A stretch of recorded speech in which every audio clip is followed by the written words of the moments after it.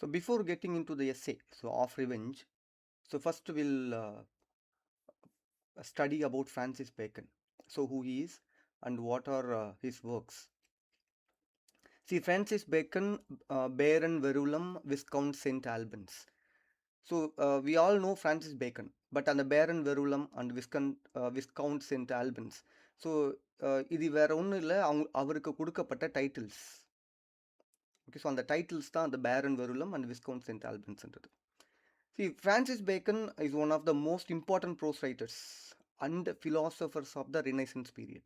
So, on the Renaissance period, he is considered as a most important prose writer, particularly essayist. நமக்கு அவரை பற்றி நம்ம படிச்சிருப்போம்.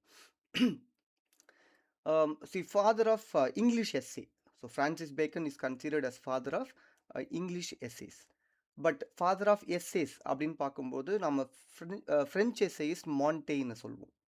Okay, so உங்களுக்கு கொஸ்டின்ஸில் who is father of essays அப்படின்னு ஜஸ்ட் கேட்டாங்கன்னா so that is Montaigne. But father of English எஸ்ஸேஸ்ன்னு கேட்டால் Francis Bacon. And Francis Bacon is regarded as a father of modern scientific method. So because he experimented many things. Scientific methods நிறைய experiment பண்ணதால so he is regarded as the father of modern scientific method and he is one of the founders of modern empirical philosophy. Okay, empirical philosophy is nothing but that emphasizes knowledge derived from sensory experiences. So sensory experiences மூலமாக நாலேஜை emphasize பண்ணுற ஒரு philosophy தான் empirical ஃபிலாசபின்னு சொல்லுவாங்க. So he is father of empirical philosophy. So his lifeன்னு பார்க்கும்போது he was born in London in 1561 and he was a son of Sir Nicholas Bacon. He was the Lord Keeper of the Great Seal. Okay, so Great Seal, noble ஃபேமிலியில் king and queens இருக்கிறாங்க இல்லையா, so அந்த ராஜ்யத்துக்கு they have a seal that's called great seal. So அந்த சீலை பாதுகாக்கிறவர் தான் யாருன்னா sir Nicholas Bacon. And See, his family had a strong political connections with a Cecils அப்படிங்கிறது வந்து அந்த கான்டெம்பரரி பீரியடில் வாழ்ந்த ஒரு political family. Okay, politician. So அந்த லார்டு, ஓகே, செசில் அப்படின்ற அந்த ஃபேமிலியோடைய அந்த லார்ட்ஸோட கனெக்ட் ஆகி இவங்களுடைய ஃபேமிலி இருந்துச்சு. இவருடைய எஜுகேஷன் பார்க்கும்போது he was educated privately, studied at Trinity College, Cambridge, and he entered Gray's Inn in 1576 to study law. So பேரிஸ்டராக ட்ரெயின் பண்ணுற இடம் வந்து கிரேஸ் இன்னு சொல்லுவாங்க. ஓகே, லாயர்ஸ் எல்லாம் ட்ரெயின் ஆகிற பிளேஸ் தான் கிரேஸ் இன். ஸோ அங்கே so he joins and he studied law.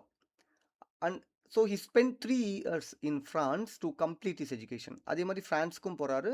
So there he studied for 3 years. And political கரியரில் பார்க்கும்போது he became a member of parliament in 1584 and he assisted in the prosecution of Robert de Vierex. See, Robert de Vierex வந்து இவருக்கு முன்னாடி first வந்து பார்த்தீங்கன்னா பேக்கனுக்கு help பண்ணவர் தான். But so he opposed, so he was அந்த opposition to the queen. So அந்த டைமில் வந்து குயினுக்கு எதிர்த்தார் ராபர்ட் டி வியரெக்ஸ். ஸோ அதனால அவரை என்ன பண்ணுறாருனா, so he is a one who assisted, Bacon assisted in the prosecution of Robert de Vierex. Then under James I of England, Bacon's fortunes improved. So 2 பீரியட்லுமே இவர் வாழ்ந்துருக்காரு. Elizabeth பீரியட்லையும் சரி, குயின் எலிசபெத் பீரியடில் and James first பீரியடில். So James first பீரியடில் தான் இவருடைய ஃபார்ச்சுன்ஸ் வந்து அதிகமாக improve ஆச்சு. And he was knitted in 1603. Okay, bacon was knitted in 1603 and he became an attorney general in 1613. And he was appointed Lord Chancellor also in 1618. And he was created Baron Verulam in 1618 and later Viscount St. Albans. I told you, இதுதான் அவருக்கு கொடுக்கப்பட்ட titles. After 1621, he was accused of bribery. So லஞ்சம் வாங்கினதுக்காகவும் கரப்ஷனில் இவருக்கு பங்கு இருக்கிறதாகவும் he was accused. And he was punished with 40,000 pounds fine வந்து போடுறாங்க. And he spent 4 days in the tower of London. So ஜெயிலையும் இருந்திருக்கார். He was imprisoned. And since he was corrupted and he was accused of bribery, he was removed from the office. அந்த கோர்ட்லேருந்து அவர் என்ன பண்ணுறாங்கன்னா அந்த வேலையை விட்டு தூக்கிடுறாங்க. So he spent his last 5 years devoted to writing and scientific work. So scientific ஒர்க்ஸ்க்கு மேலே அவருக்கு அதிகமாக நாட்டம் வந்து ஸோ அதை எக்ஸ்பெரிமெண்ட் பண்ணுறதுக்காக he devoted his life. If you take his works, Bacon wrote in both இங்கிலீஷ்லையும் எழுதியிருக்கிறாரு, லாட்டின்லையும் எழுதியிருக்கிறாரு. But he considered his Latin works more important. English ஒர்க்ஸை விட லாட்டின் ஒர்க்ஸ் தான் ரொம்ப இம்பார்ட்டண்ட்டாக அவர் கருதுறாரு பேக்கன். ஸோ இவருடைய இங்கிலீஷ் ஒர்க்ஸ்ன்னு பார்க்கும்போது mainly we have essays. Essays வந்து மொத்தம் 3 எடிஷனாக பப்ளிஷ் ஆகிருக்கு. First edition in 1597. ஸோ அந்த ஃபர்ஸ்ட் எடிஷன் ஆஃப் எஸ்ஏஸ் வரும்போது இட் கண்டெய்ன்ட் ஒன்லி 10 எஸ்ஏஸ். முதல்ல 10 எஸ்ஏஸ் மட்டும்தான் வருது. செகண்ட் எடிஷன் 1612 பப்ளிஷ் ஆகுது. It had 38 essays. And the final third edition was published in 1625. So இதில் மொத்தம் 58 essays இருக்குது. ஸோ இதுதான் இந்த 3 different editions. See, often in the editions and the number of essays and the publishing year, இதை base பண்ணி questions வந்திருக்கு. Maybe we can expect a question from these editions. So these essays present practical wisdom and world philosophy. So he had touched many topics. So நிறைய different தீம்ஸோட நிறைய டாபிக்ஸை வந்து இவர் என்ன பண்ணியிருக்காருன்னா he had touched through his essays. And the second most important work of English, இங்கிலீஷில் எழுதப்பட்ட இன்னொரு work என்னன்னா the advancement of learning, so which was published in 1605. ஸோ this explains his philosophy. It is a philosophical work.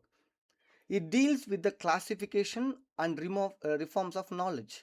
நாலேஜை base பண்ண ஒரு work இது.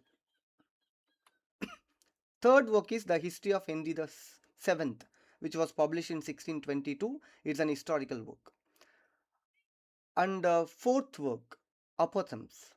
Apothegms சொல்லுவாங்க. So it's nothing but a witty sayings and anecdotes. Anecdotes அப்படிங்கிறதுனா story. Okay, story மூலமாக ஒரு ட்ரூத்தை கொண்டு வந்து கொடுக்கறதுக்கு பேர் anecdotes சொல்லுவாங்க.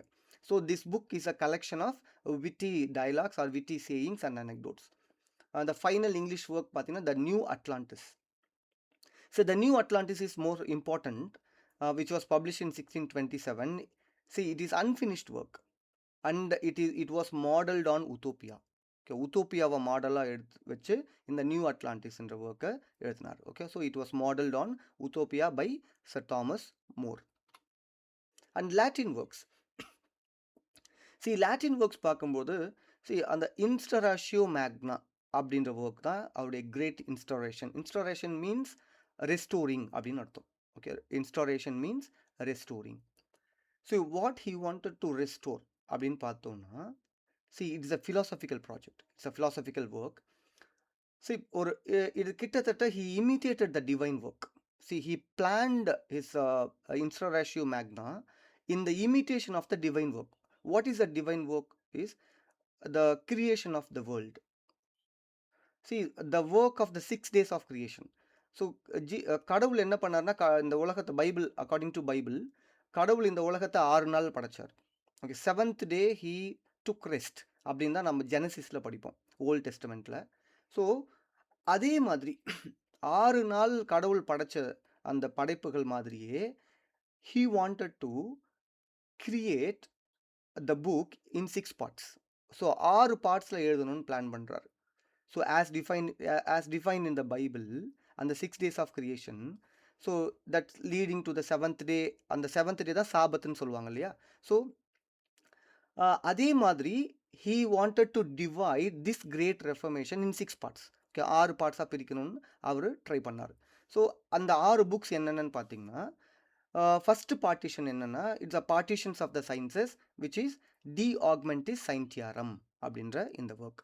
So which was published in 1623. It is an expansion of the advancement of learning. Advancement of லேர்னிங்குடைய எக்ஸ்பேண்டட் ஒர்க் தான் இது.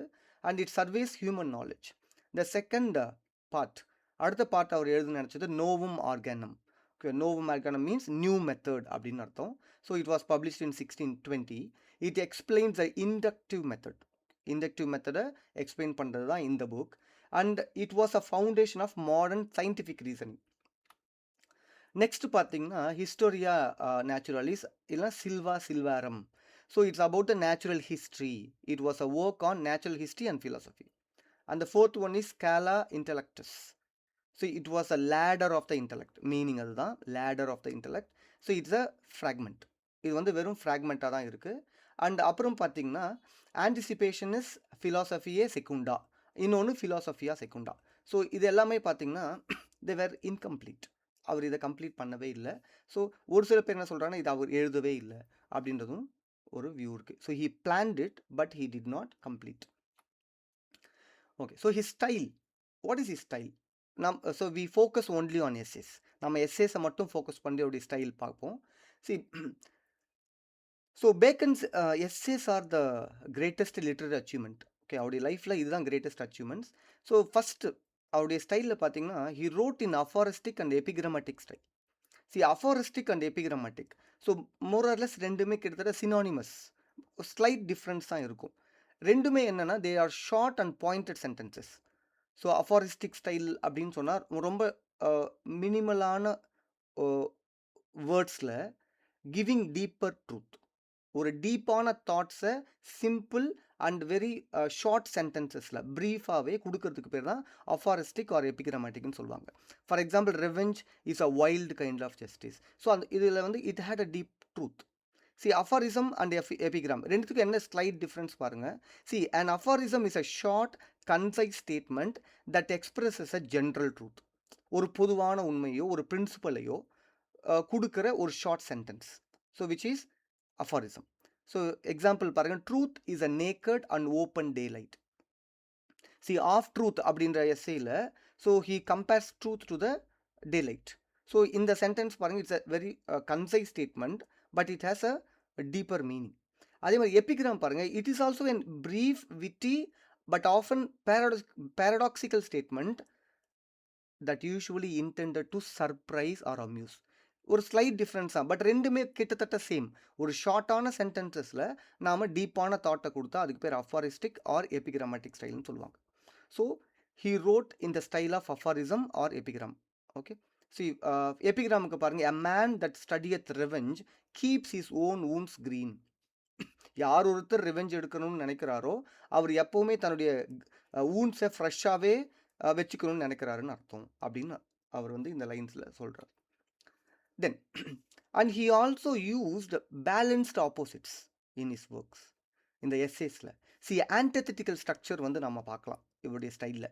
எப்படின்னா there will be balanced opposites. அந்த ஆப்போசிட்ஸ் அதான் ஆன்டிதெசிஸ் அப்படின்னாலே ஆப்போசிட்னு அர்த்தம். crafty men condemn studies, simple men admire them, and wise men use them. So this is from Off Studies. Off Studiesலேருந்து எடுக்கப்பட்ட ஒரு லைன். ஸோ இதில் பார்த்து it has balanced opposites. And he also used condensed and weighty thoughts. So ஒவ்வொரு சென்டென்ஸுமே பார்த்தீங்கன்னா full of meaning. See, if you find his essay, ஒரு வெறும் of of the page தான் இருக்கும். நீங்கள் ஒரு பேப்பரில் இருந்தால் ஒரு half of the page, but அதில் பார்த்தீங்கன்னா அவ்வளோ மீனிங்ஸ் இருக்கும். ஸோ ஒரு கண்டென்ஸ்டான மீனிங்கை ஒரு சென்டென்ஸில் அவரால் கொடுக்க முடியும். And almost every sentence or sentences are in a proverbial tone. கிட்டத்தட்ட ப்ராவப்ஸ் மாதிரி இருக்கும் அவருடைய சென்டென்சஸ், நிறைய சென்டென்சஸ் பார்த்தீங்கன்னா. And his tone of writing is impersonal, அப்ஜெக்டிவாக இருக்கும். விச் மீன்ஸ் பர்சனலாக அவருடைய இமோஷ்னலோட அவருடைய பர்சனல் தாட்ஸை கொண்டு வந்து கொடுக்குற மாதிரி இருக்காது. So his thoughts will be accepted by everyone. பொதுவான தாட்ஸாக இருக்கும். ஸோ இம்பர்சனலாக அண்ட் அப்ஜெக்டிவாக இருக்கும். அடுத்தது practical wisdom. So essays are concerned with public life and material success and human contact. So he had touched சொசைட்டியில் பொதுவான மக்களால் எந்தெந்த டாபிக்ஸ் எல்லாம் டச் பண்ண முடியுமோ அது எல்லாத்தையுமே அவர் டச் பண்ணியிருப்பார். So his essays concerned with public life, material success and human conduct. Then, and you can find imagery from everyday life. So everyday லைஃப்பில் இருந்து இமேஜரிஸை அவர் வந்து இவருடைய ஒர்க்ஸ் மூலமாக கொடுக்குற மாதிரி. So they will be very simple but they will be like metaphors, striking metaphors அளவுக்கு இருக்கும். See, for example, some books are to be tasted, others to be swallowed, and some few to be chewed and digested. இங்க வந்து அந்த இமேஜரிய பாருங்க. Like taste, swallowing, digesting. இந்த மாரி இமேஜரிய ஒரு everyday லைஃப்ல பார்க்குற ஒரு சில இமேஜரிஸ இவருடைய வொர்க்ஸ்ல ரொம்ப சிம்பிளா யூஸ் பண்ணி, ப்ராவர்பியலா ஒரு மெட்டாஃபாரிக்கலா அவருடைய தாட்ஸ வந்து குடுக்குற அளவுக்கு இவருடைய ஸ்டைல் இருந்துச்சு. And his style how it developed அப்படின்னு பார்த்தீங்கன்னா, when his first edition of essays published. They were very brief and எபிகிராமேட்டிக்கா இருந்துச்சு. அதே 1625ல வரும்போது அந்த அந்த end of the final edition. They were expanded and fuller and more எலாபரேட்டா அந்த எஸ்ஸேஸ்லாம் இருக்க ஸ்டைல்ல இருந்துச்சு. This is how he developed his style. ஆரம்பத்தில கிறிஸ்பாவும், பிரீஃபாவும் இருந்தது. இந்த ஃபியூச்சர் அந்த ஃபைனல் எடிஷன் வரும்பொழுது, அதில வந்து எக்ஸ்பேண்டடா அவருடைய தாட்ஸ் வந்து, அவருடைய லைன்ஸ் வந்து இருந்தது. எஸ்ஸேஸ். தென் some other important points அப்படின்னு பார்க்கும்போது, bacon argued for the importance of natural philosophy. But அந்த natural philosophy should be guided by the scientific methods. Scientific மெத்தடை ப்ரொமோட் பண்ணுறவர் இவர். நேச்சுரல் ஃபிலாசபியை கொடுக்கும்போதும் அதை சயின்டிஃபிக் மெத்தட்ஸில் கைட் பண்ணி கொடுக்கணும் அப்படின்னு சொல்லிட்டு இவர் என்ன பண்ணுறாருன்னா he gave importance. His works remained influential throughout the scientific revolution. அந்த சயின்டிஃபிக் ரெவல்யூஷன் முழுக்கவே இவருடைய ஒர்க்ஸ் வந்து நிறைய பேருக்கு இன்ஃப்ளூயன்ஸாக அமைஞ்சது. And Bacon was also a patron of libraries and he developed a system of cataloguing the புக்ஸை கேட்டலாக்ஸாக பார்க்குறோம் இல்லையா, அந்த கேட்டலாகிங் சிஸ்டமை டெவலப் பண்ணது யாருன்னா Bacon. That is why he is considered as a patron of libraries. Like அந்த கேட்டகரிஸ் ஹிஸ்ட்ரி, போயட்ரி, ஃபிலாசபி, இந்த கேட்டகரிஸாக பிரிக்கிறாங்க இல்லைங்களா, இந்த கேட்டலாகிங்கை டெவலப் பண்ணது பேக்கன் தான். Then and there was a fringe theory. What is that fringe theory அப்படின்னு பார்த்தீங்கன்னா, many critics and historians believe that Shakespeare did not exist. ஷேக்ஸ்பியர்ன்ற ஒருத்தர் கிடையாது, பேக்கன் தான் இந்த ஒர்க்ஸ் எல்லாம் எழுதினாரு அப்படின்ற ஒரு தியரியும் இருக்கு. That is a fringe theory. இதை வந்து எப்போ வந்து இந்த தியரி ப்ரொப்போஸ் பண்ணாங்கன்னா, இந்த mid of the 19th century, Bacon wrote at least some and possibly all of the plays conventionally attributed to William Shakespeare. William Shakespeare எழுதின ஒர்க்ஸ் எல்லாமே யார் எழுதுனதா சொல்றாங்கன்னா பேக்கன் தான் எழுதினாருன்ற மாதிரியான ஒரு தியரியும் இருக்கு. That is called the fringe theory. And bacon was the first recipient of the Queen's Counsel designation, which was conferred in 1597. Queen Elizabeth வந்து என்னன்னா, இவங்க வந்து பேக்கனை வந்து ரிசர்வ் பண்ணுறாங்க ஆஸ் அ லீகல் அட்வைசர். அந்த கவுன்சில் டெசிக்னேஷனுக்கு ரிசீவ் பண்ண முதல் ஆள் இவர் தான். And he had no heirs. அதாவது இவருடைய டைட்டில்ஸ் கொடுத்தாங்க இல்லையா, லைக் பேரன் வெருலம், இந்த டைட்டில்ஸ் எல்லாம். Since he had no heirs, அவருக்கு வந்து வாரிசு இல்லாததால இவர் வாங்கின அந்த 2 டைட்டில்ஸுமே இவர் இறந்ததுக்கு அப்புறமா அது இல்லாமே போயிடுச்சு. ஓகே, how he died அப்படின்னு பார்த்தோன்னா, he died of pneumonia in 1626 at the age of 65, and he was buried at St. Michael's Church, St. Albans, Hertfordshire.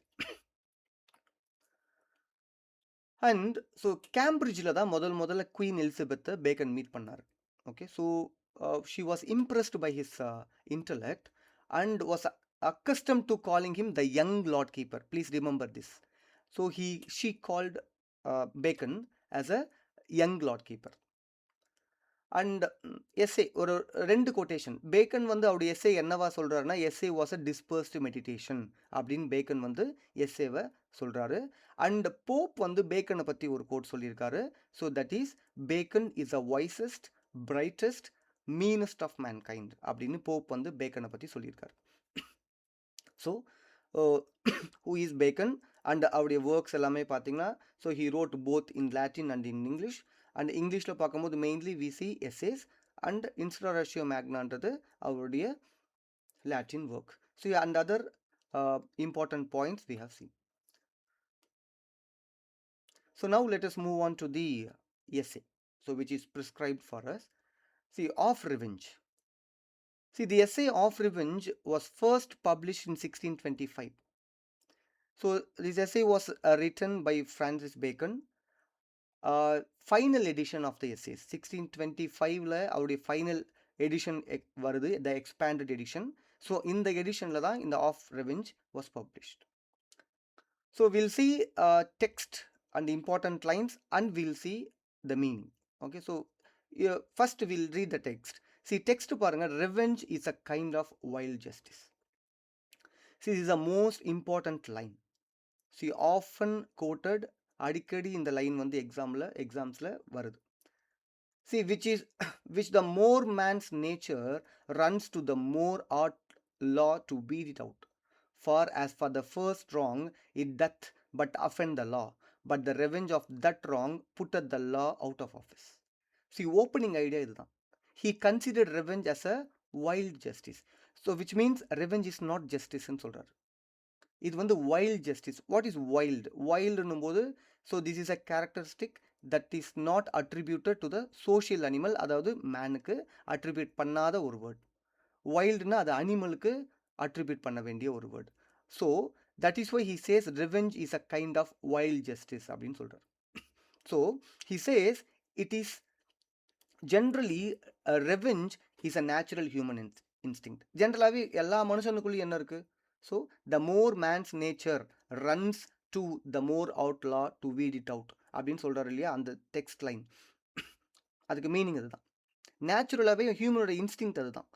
தனக்கு ஏதாவது ஒரு துன்பத்தை கொடுத்துட்டான், தனக்கு ஏதாவது ஒரு தவறு செஞ்சுட்டான்னா அதை கண்டிப்பாக திருப்பி நம்ம ரெவெஞ்ச் எடுக்கணும் அப்படிங்கிறது வந்து மனுஷனுக்கே உரிய ஒரு இன்ஸ்டிங் தான். But he says it is uncivilised, which is wild and it is uncontrolled because it is dangerous. So law should suppress or remove it. So இது ரொம்ப டேஞ்சரஸ் ஆனது பிகாஸ் இட் இஸ் அன்சிவிலைஸ்ட். அப்போ என்ன பண்ணணும்? லா வந்து அந்த ரெவெஞ்சை remove பண்ணணும். See, when someone commits a wrong, see, as for the first wrong, it doth but offend the law. So, யார் ஒருத்தர் ஒரு ராங்கை செய்கிறார், ஒரு தவறை செய்கிறாரோ, he breaks the law. So, one who commits a wrong to someone, யாரோ ஒருத்தர் வந்து தப்பு செய்கிறாரு, ஒருத்தர் கஷ்டப்படுத்துறாருன்னா, which means he is breaking the law. When the victim takes revenge, in case ஒருவேளை யார் ஒருத்தர் அதை அனுபவிக்கிறாரோ, த விக்டிம், அவர் திருப்பி ரிவெஞ்ச் எடுக்கணும்னு நினைச்சாருன்னா, he removes the authority of the law. So which means he put the law out of office. அப்போ அந்த லா இருக்கிறதுக்கான ஒரு மீனிங்கே இல்லாமல் போயிடுது. So when someone commits a wrong, யார் ஒருத்தர் ஒரு தவறு செய்கிறாரோ, he is breaking the law. But யார் ஒருத்தர் அஃபெக்ட் ஆகிறாரோ, அவர் திருப்பி revenge எடுத்தாருன்னா, he is removing the authority of the law. அப்போ லாவுக்கான அத்தாரிட்டியை அவர் என்ன பண்ணிடுறாரு? அழிச்சிடுறாரு. ஸோ இதுதான் முக்கியமான line. So you should remember these two lines. ஒன்று, revenge is a kind of wild justice. So this one. Other one is, as for the first wrong, it doth but offend the law, but the revenge of that wrong putteth the law out of office. அப்போ லா இருக்கிறதுக்கான ஒரு மீனிங்கே இல்லாமல் போயிடும் if the victim takes revenge. So revenge creates more disorder. அப்போது ஒருத்தர் வந்து இன்னொருத்தருக்கு ஒரு ராங்கை கமிட் பண்ணுறாருன்னா, he himself breaking the law. அப்போது அதுக்கு திருப்பி ரெவெஞ்ச் எடுத்தால் அப்போ லாவே இல்லாமல் ஆகிடும். தென் the next text lines பாருங்க. Certainly in taking revenge, a man is but even with his enemy. Which means, if a person takes revenge, he makes a person equal to his enemy. அப்போ is making equal. But in case our revenge எடுக்காமல் விட்டாருன்னா, he is superior. But in passing it over, he is superior. Which means, if he forgives him, ஒருவேளை அவர் forgive பண்ணிட்டாருன்னா, மன்னிச்சிட்டாருன்னா, he will become morally superior. So அவனை விட உயர்ந்தவனாகிறான். ஆனால் அவர் ரெவெஞ்ச் எடுத்துட்டான்னா, he is becoming equal. அப்போ ரெண்டு பேருக்கும் வித்தியாசம் கிடையாது. So we have to forgive the offender. For it is a prince part to pardon, he says. அப்போ forgivenessன்றது யாருக்கு இருக்குது? அதாவது ஒரு கிங்கினுடைய கேரக்டர் அது. அப்போ forgiveness is a noble act like that of a king. So for it is a prince part to pardon. இப்படி தான் bacon சொல்கிறார். And Solomon, I sure, saith, it is a glory of a man to pass by an offense. So he is quoting Solomon. So it's also important line. So சாலமனை quote பண்ணுறாரு. Solomon என்ன சொல்லியிருக்காருன்னா, it is a glory of a man to pass by an offence. அப்போது offender ஒரு offence பண்ணுறாரு அப்படின்னா, அவரை கடந்து போகிறது இல்லை அதை மறக்கிறவன் யாருன்னா, he is king. he is prince. So it is a glory. அவன் மகிமைக்குரியவன் அப்படின்னு சொல்லி சாலமன் சொல்றாரு. So we have to pass it over or we have to forgive the offender அப்படின்னு சொல்றாரு. So is coating Solomon in this line. The next lines, see wise people do not think about the past. அதாவது ஒரு offender வந்து ஒரு offence பண்ணிடுறாரு, ஒருத்தருக்கு ஒரு ஒரு கஷ்டத்தை கொடுத்துடுறாரு அப்படின்னு சொன்னா he has to forget it.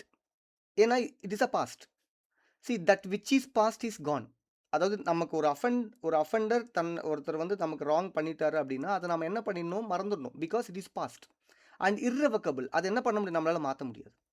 and wise men have enough to do with things present and to come, which means the wise man has to concentrate on other things.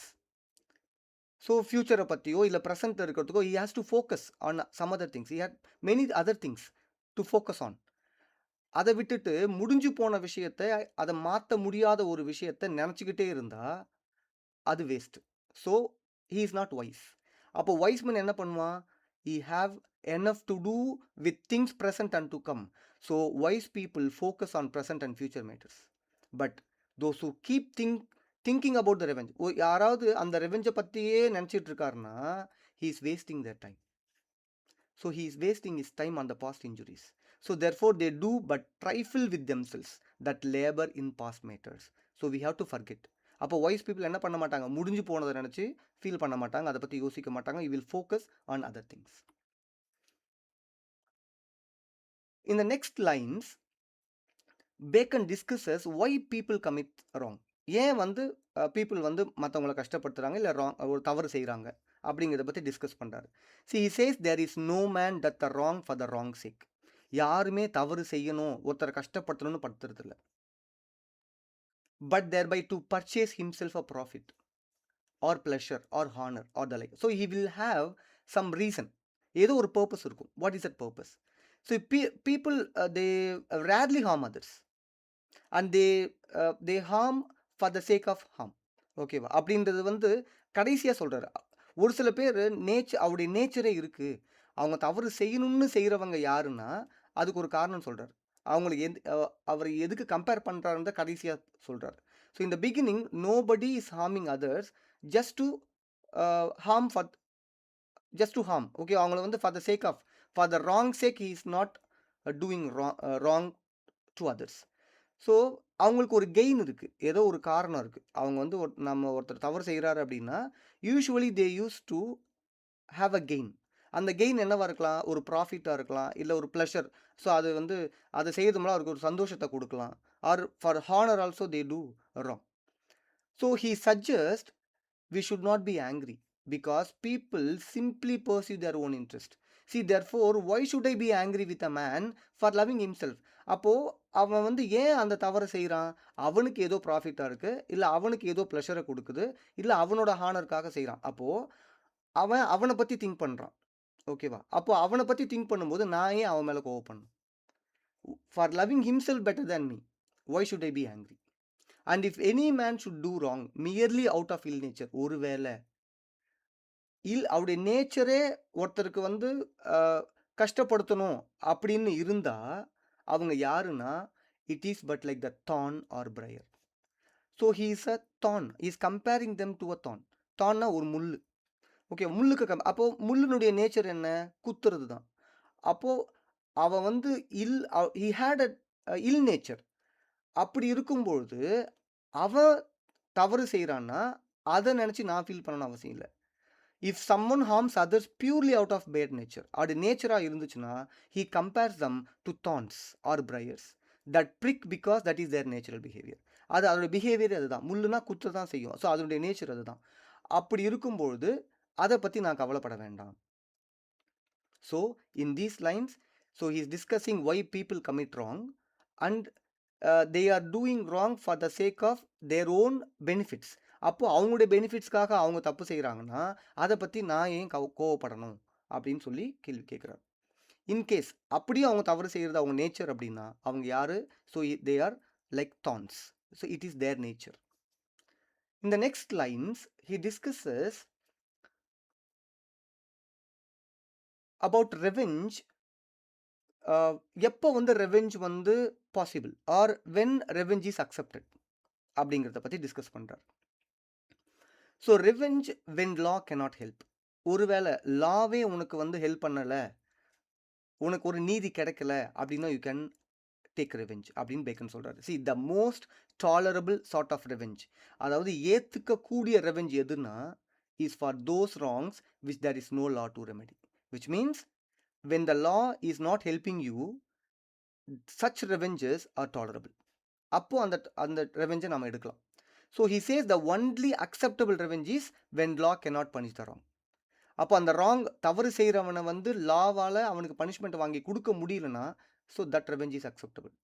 Even then, ஆனாலும் அப்போ கூட a person must be very careful that the revenge does not break the law. So but then let a man take heed the revenge be such as there is no law to punish, else a man's enemy is still beforehand and is two for one. Otherwise, the enemy gains advantage. Okay, so he says the most tolerable sort of revenge is when the law is not helping. In the next lines, Bacon discusses about open revenge and versus secret revenge. See, some people want their enemy to know who took revenge. So revenge வந்து யார் எடுக்கிறான் அப்படிங்கிறத அவனை தெரியப்படுத்தி தான் revenge எடுப்பாங்க ஒரு சில பேர். See, some when they take revenge or desirous, the party should know. ஏன்னா அவனுக்கு ஏன் அந்த ரெவெஞ்ச் அவனுக்கு நடக்குது அப்படிங்கிறது அவனுக்கு தெரிஞ்சாதான் அவன் என்ன பண்ணுவான். ஸோ அவன் வந்து ரெப்பெண்ட் பண்ணுவான், இல்லை நான் தெரிஞ்சது தப்புன்னு அவன் உணர்வான். So this is a more generous. அப்போ தெரியப்படுத்தணும். So you should know who is taking revenge and why is taking அப்படிங்கிற ரீசன் தெரியணும். For the delight seems to be not so much in doing the hurt as in making the party repent. I told you.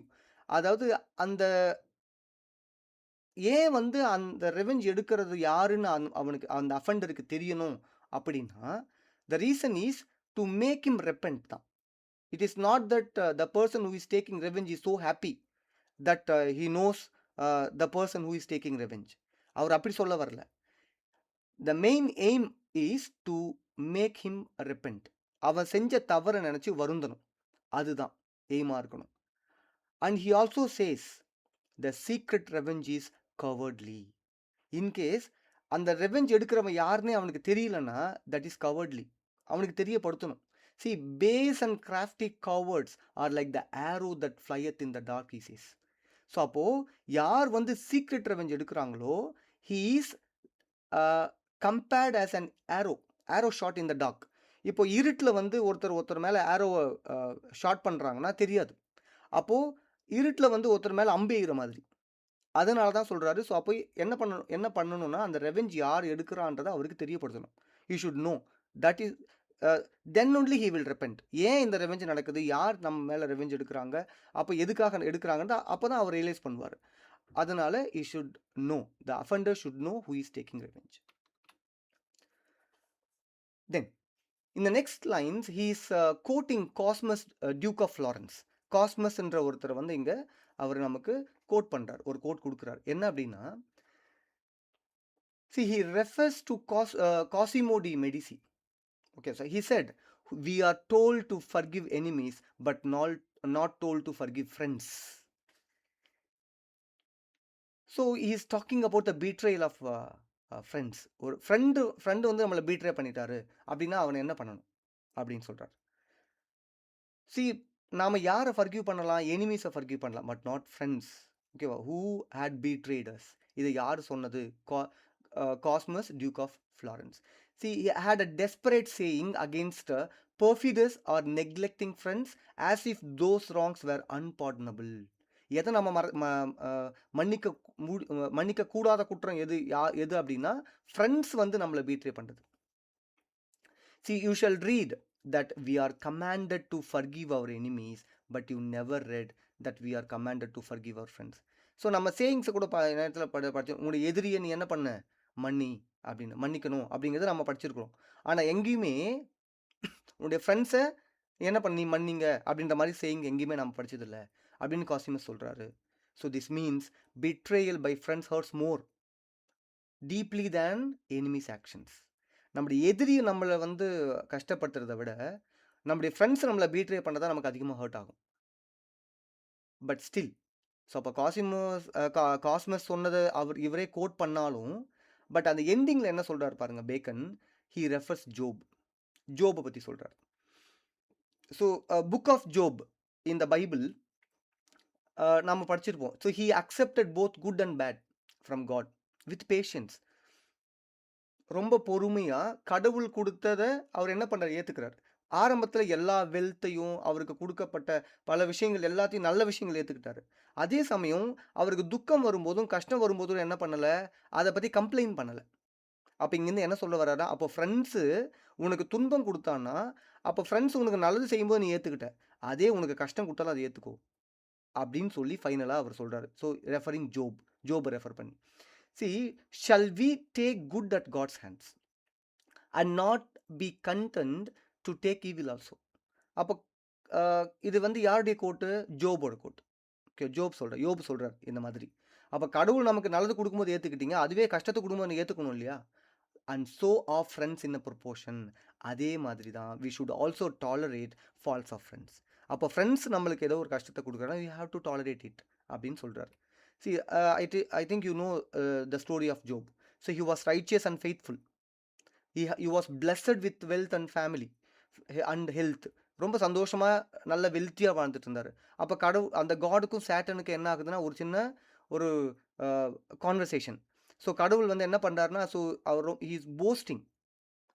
எனக்குன்னு பாரு ஒரு follower இருக்கான். ஜோப் வந்து அ இந்த மாதிரியான ஒரு ரைச்சியஸ் பெர்சன் உன்னால பார்க்கவே முடியாதுன்னு சொல்லும்போது, சேட்டன் என்ன சொல்வாரு, "நோ, நோ. அவரு உன்னோட கையில இருக்காரு. நீ அவர கொஞ்சம் விட்டு பாரு. அப்போ வந்து உன்ன கர்ஸ் பண்ணுவாரு." அப்படின்னு சொல்லுவாரு. ஸோ அப்பதான் அவர் என்ன பண்ணுவாருன்னா, ஸோ ஹி ஸ்டார்ட்டட் டெஸ்டிங். அவர சோதிக்க ஆரம்பிப்பாரு. அப்ப என்ன சொல்லுவாருன்னா, நான் ஓகே. இப்போ நான் வந்து என்ன பண்ணல, அ ஜோப வந்து நான் உன் கையில குடுக்குறேன். நீ என்ன வேணா ட்ரை பண்ணு. அவன டெஸ்ட் பண்ணி பாரு. அவன் வந்து கண்டிப்பா என்ன கர்ஸ் பண்ண மாட்டான்னு சொல்லி பெருமையா சொல்லுவாரு. ஸோ அப்பதான் ஸோ அவருடைய ஃபேமிலி வந்து மொ எல்லாரும் இறந்துருவாங்க. அவருடைய வெல்த் எல்லாமே போயிடும். அவருடைய அவருடைய ஃப்ளாக்ஸ் எல்லாமே இறந்துரும். ஸோ அப்படி இருக்கும்போது he loses his wealth and his children died and suffered painful disease. அப்படி இருக்கும்போது டிஸ்பைட் ஆல் தீஸ் ட்ராஜடிஸ், அப்போ காட் என்ன ஒரே ஒண்ணு சொல்லியிருப்பார். You should not take his soul. அதாவது அவன சாகடிக்க கூடாது. மத்த என்ன வேணா செய்யுன்னு சொல்லியிருப்பார். ஸோ அ இந்த ட்ராஜடிஸ் எல்லாமே வந்தாலும் ஜோப் டிட் நாட் கர்ஸ் காட். கடவுள் வந்து அந்த கடவுள அவரு கர்ஸ் பண்ணவே மாட்டார். அப்பதான் சொல்லுவாரு, "shall we receive good at the hands of God and shall we not receive evil." அப்படின்ற லைன் இதுதான். So this is the line quoted in Bacon's essay. பேக்கனோட எஸ்ஸேல இதான் சொல்லியிருப்பார். So this shows his patience. அப்போ இதே மாரி தான் we have to accept the faults of friends அப்படின்னு சொல்லி அந்த லைன முடிக்கிறார். இந்த next lines. So this is most important line. See that a man that studieth revenge keeps his own wounds green. So அந்த ரெவெஞ்ச் எடுக்கணும்னு நினைக்கிறவன் he always keeps his wounds fresh. அப்ப அத மறக்கவே மாட்டான். அந்த ஃப்ரெஷ்ஷாவே இருக்கும். அந்த வலி அவனுக்குள்ள இருந்துகிட்டே இருக்கும். அப்போ ஃபர்கிவ்னெஸ் என்ன பண்ணும்? It will allow the wound to heal. நேச்சுரலாவே நீ மறந்துட்ட, இல்ல மன்னிச்சுட்ட அப்படின்னா, உன்னுடைய காயம் ஆறிடும். But if you study revenge, you will keep your wounds green. அப்போ உன்னுடைய வூண்ட்ஸ் எப்பவும் ஃப்ரெஷ்ஷாவே இருக்கும். அந்த வலி இருந்துகிட்டே இருக்கும் அப்படின்னு சொல்றாரு. It's also important line. In the next lines, he talks about public revenges and private revenges. See, Bacon says public revenges are for the most part fortunate. So அக்செப்டபிள்னு சொல்றாரு. Public revenges is acceptable. ஏன்? அப்படிங்கிற reason இருக்கு. அதே மாரி he is giving examples. So like revenge for Julius Caesar and revenge for Pertinax, revenge for Henry the third of France. ஸோ இந்த 3 பேருக்கும் இந்த 3 பேருமே என்ன பண்றாங்கன்னா கொன்னுடுறாங்க. அப்போ இவங்கள கொன்றதுக்காக ரெவெஞ்ச் எடுக்குறாங்க. ஓகேவா? அவங்களுடைய ஃப்ரெண்ட்ஸோ இல்ல பப்ளிக்கோ, ஓகேவா? அந்த நேஷனோ என்ன பண்றாங்கன்னா, so they are taking revenge. அப்போ இது எல்லாமே public revenges. And they were taken for the benefit of the country. So அந்த ரெவெஞ்சஸ் ஏன் எடுத்தாங்க? For the benefit of the country. அப்போ அந்த கண்ட்ரியில வந்து ஒரு பீஸ் ஒரு அமைதி வரணும். ஓகேவா? அதுக்காக தான் ஒரு டிஸார்டரை என்ன பண்ணணும்னா தவிர்க்கணும் அப்படிங்கிறதுக்காக வேற வழி இல்ல. அந்த ரெவெஞ்ச் எடுத்தே ஆகணும். அப்போ such public revenges are fortunate. They are acceptable. But private revenges destroy the persons who takes it. யாரு வந்து ரெவெஞ்ச் எடுக்கணும்னு நினைக்கிறாரோ அந்த private revenge மட்டும் அவன் அழிச்சிடும். So he mentions historical examples like Julius Caesar, Pertinax, and Henry III of France. So they were justified according to Bacon. So public revenges are for the most part fortunate, as that for the death of Caesar, for the death of Pertinax, for the death of Henry III of France, and many more. But private revenges, it is not so. And அது acceptable கிடையாது. See, if you take revenge for Julius Caesar, see, Caesar was assassinated in 44 BC. Okay, so அவர் assassinate பண்ணுறாங்க. So Roman செனேட்டர்ஸே என்ன பண்ணாங்கன்னா அவங்கள கொன்னாங்க. So அவங்க கூடவே இந்த செனேட்டர்ஸே like Marcus, Brutus and Cassius, இவங்க எல்லாரும் சேர்ந்து என்ன பண்ணியிருப்பாங்கன்னா அவங்கள கொன்னிருப்பாங்க. அப்போது அவருடைய சப்போர்ட்டர்ஸ் என்ன பண்ணாங்கன்னா later they took revenge. So the famous oration by Antony, Antony என்ன பண்ண, மார்க் ஆண்டனி ஒரு ஃபேமஸ் ஒரேஷன் கூட நமக்கு வந்து ஆஃபன் ப்ரிஸ்கிரைப்ட். ஸோ அவர் என்ன கொடுப்பாரு, so the honourable man, so Brutus and Cassius are most honourable man சொல்லி ரிப்பீட்டடாக சொல்லிகிட்டே இருப்பார். ஸோ அந்த ஸ்பீச் மூலமாக தான் அவர் என்ன பண்ணுவார், பப்ளிக்கை யாருக்கு அகெயின்ஸ்டாக மாற்றுவாங்க அப்படின்னு சொன்னால் ப்ரூட்டஸ் அண்ட் கேஷியஸ்க்கு அகெயின்ஸ்டாக மாற்றுவாங்க. ஸோ அப்போது இந்த revenge then finally the revenge was considered successful, politically justified. So Mark ஆண்டனியும் ஆக்டேவியன் என்ன பண்ணுவாங்கன்னா they defeat Brutus and Cassius at the battle of Philippi. அந்த பேட்டில் ஆஃப் பிலிப்பியில் அவங்களை கொள்ளுவாங்க. So this revenge was considered successful and politically justified. Why? Because it restored power. பவரை restore பண்ணுது and it punished assassins. So this revenge, public revenge was accepted. அதே மாதிரி revenge for Pertinax பாருங்க. C, Pertinax became Roman emperor in 193 CE. See, he try to reform the army. ஆர்மியும் கவர்மெண்ட்டையும் refer பண்ண தான் try பண்ணார். But the பிரிட்டோரியன் God என்ன பண்ணாருன்னா murdered him. After his death, Septimius Severus defeated the conspirators. So he took revenge. He punished the god and restored order. So this is considered as a public revenge. And it was accepted because it also restored justice. அப்போ இந்த public revenge acceptable. And the third example, revenge for Henry III of France. See, Henry III ruled France during the French Wars of religion. அப்போது in 1589 he was assassinated by Jacques Clement. So Jacques Clement வந்து இவரை கொல்றாரு. So the assassin was immediately killed by the king's guards. அப்போவே அந்த கிங்ஸோட காட்ஸை என்ன பண்ணாங்கன்னா அவரை கொண்டுட்டாங்க.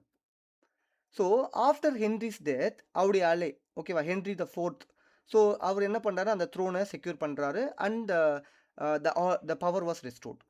அப்போது இந்த கில்லிங் ஆஃப் த அசசின் அந்த பொலிட்டிக்கல் ஸ்டெபிலைசேஷன், இந்த பப்ளிக் ரெவெஞ்சுமே என்ன பண்ணுச்சு, அந்த ஒரு பொலிட்டிக்கல் ஆர்டரை கொண்டு வந்துச்சு. அப்போ சோஷியலி அந்த டிஸார்டரை அவாய்ட் பண்ணுறதுக்காக இந்த public revenges எடுக்கப்பட்டுச்சு.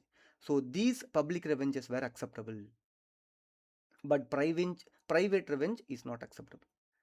Nay, rather, vindictive persons live the life of witches, who as they are mischievous, so end they infortunate. So concluding lines பார்த்தீங்கன்னா, so these vindictive people, which means those who take revenge, அந்த private revenge எடுக்கணும்னு try பண்ணுறவங்க, they lead miserable lives. Okay, ரொம்ப துன்பகரமான வாழ்க்கையை அவங்க என்ன பண்ணுவாங்கன்னா அனுபவிக்கிறாங்க. So he compares them to witches here. எதுக்கு கம்பேர் பண்ண, விச்சஸ்க்கு கம்பேர் பண்ண அந்த பீப்புளை, because they harm others but in the end they live unhappily. அவங்களுடைய வாழ்க்கையே ஹாப்பியாக இருக்க போகிறது இல்லை. So with this line Bacon concludes the essay of revenge. So of ரெவெஞ்சில் he says, in the beginning he chase revenge is a wild justice. Then he talks about the persons who are keeping his wounds green. Okay, யாரெல்லாம் revenge எடுக்கணும்னு நினைக்கிறாங்களோ அவங்க எல்லாருமே யாருன்னா they are keeping their wounds very fresh. Finally he talks about the public revenges which are acceptable but private revenge is not acceptable அப்படின்னு சொல்லிட்டு, so he completes the essay.